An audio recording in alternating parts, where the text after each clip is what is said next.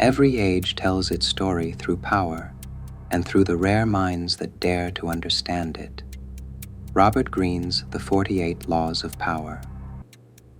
Tonight, we enter laws 25 through 27. If the last 3 laws were about discipline, when to yield, where to focus, and how to move through power with elegance, then these laws move into something even more fundamental. Not power over others, but power over perception. Law 25. Recreate yourself. The world will always offer you an identity. Power begins when you learn to create your own. Law 26. Keep your hands clean. A reputation carefully built can be destroyed by a single visible stain. Law 27. Play on people's need to believe to create a cult-like following. People rarely unite around facts, they unite around meaning. 3 laws, 1 architecture. First, create the story, then protect the story, and finally, make others believe in it. Tonight, we listen to 2 voices, not to decide who is right, but to see more clearly what truly is. Most people inherit a life, a name, a role, a place in the story, and then they spend the rest of their years defending what was given to them. As though identity were a house, not a costume. Exactly. Power begins with a refusal to remain what others expect, not because the self is false, because it is unfinished. The world introduces us before we speak. Family, class, profession, nation.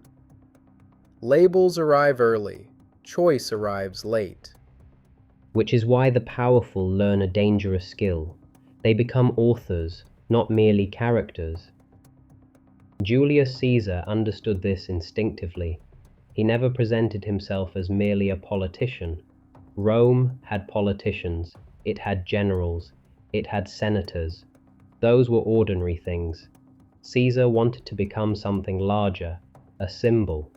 Every appearance, every spectacle, every public act carefully expanded the distance between the man and the myth. And people rarely follow men. They follow stories. Exactly. When Caesar crossed the Rubicon, he could have explained his strategy. Instead, he created a moment, a gesture, a line remembered for centuries. The decision became theater, and theater became power. History remembers scenes, not explanations. George Sand understood the same principle. The world had already written a script for her, a woman, a certain class, a certain future. She discarded the script, changed her name, changed her appearance, changed the expectations people carried into the room. Most people spend their lives asking permission to become themselves. She simply rewrote the invitation. Which is the essence of the law. If you do not create yourself, others will do it for you. And they will always choose the smaller version. Yet creation has a shadow.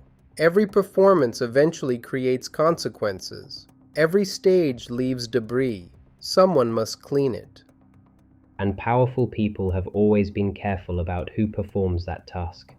A Chinese warlord named Cao Cao once faced unrest in his army after supplies ran short.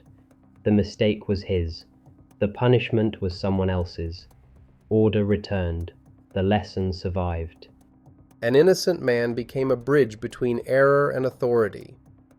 History is full of such bridges, but Cesare Borgia understood the mechanism more completely. He sent a ruthless lieutenant to pacify a rebellious province. The man succeeded, too well.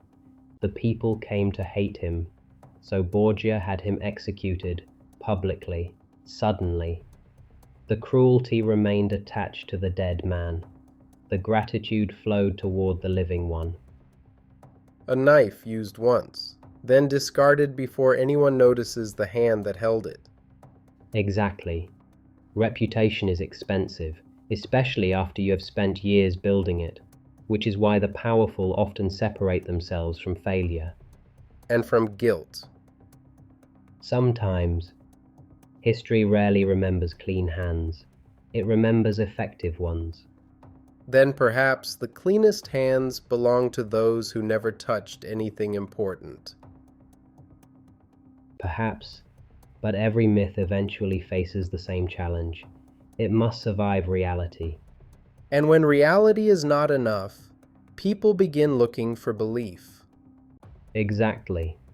An Italian visionary named Francesco Borri understood this.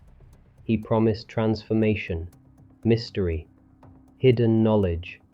He offered almost nothing concrete, and that was part of the attraction. Each follower supplied the missing details himself. The fog became the message. Yes, certainty rarely begins with evidence. It begins with longing. People say they are searching for truth. They say that. But truth is demanding. Truth asks questions. Truth tolerates uncertainty. And certainty is easier to carry. Which is why certainty gathers crowds, even when truth does not. Exactly. Franz Mesmer discovered the same principle. Music, ritual, atmosphere, expectation, a room full of believers. Soon the experience itself became proof. The crowd generated its own conviction. Alone, a person asks questions. Together, they ask where to kneel. And that is the hidden engine of every cult. People imagine they are searching for truth. Often they are searching for belonging. Or relief. The relief of no longer carrying uncertainty alone. The successful prophet rarely gives answers. He gives certainty. The successful movement rarely removes complexity. It replaces complexity with meaning. They all seem different, yet they keep ending in the same place. Tell me what you see. The self-created leader. The ruler whose hands remain clean. The prophet surrounded by believers. Each begins the same way. A story becomes more important than reality. Perhaps. But power has always lived inside stories. Empires are stories. Nations are stories. Money is a story. Authority is a story. Remove belief from them and they dissolve. Then the question is not whether stories rule us. No. The question is whether we are writing the story, or merely living inside someone else's. You've heard both sides. What remains is not said.